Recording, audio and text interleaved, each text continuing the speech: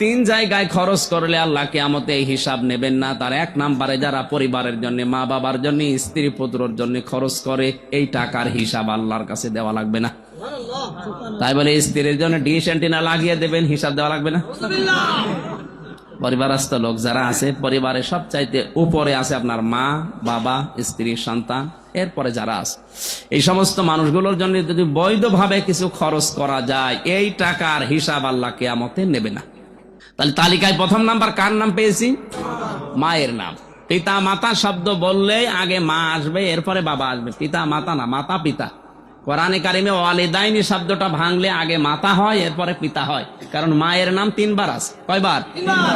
তাহলে কি বুঝলাম? পৃথিবীর সর্বপ্রথম খরচের তালিকা আল্লাহ দিয়েছেন মায়ের জন্য, এরপরে বাবার জন্য, এরপরে স্ত্রী, এরপরে সন্তান। আর 2 দিন পরে ঈদ, মা বাবার জন্য কাপড় চোপড় কেনা হয়েছে তো, না শ্বশুর শাশুড়ির জন্য কিনছেন? সব হিসাব কবরে গেলে কিন্তু দিতে হবে। তার জন্য এখনো সময় আছে। মা বাবাকে আগে, তারপরে শ্বশুর শাশুড়ি।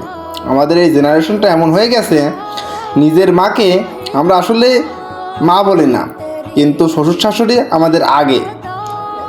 এখন মানুষ বুঝছে না, আসলে মরার পরে আপনারা বুঝবেন।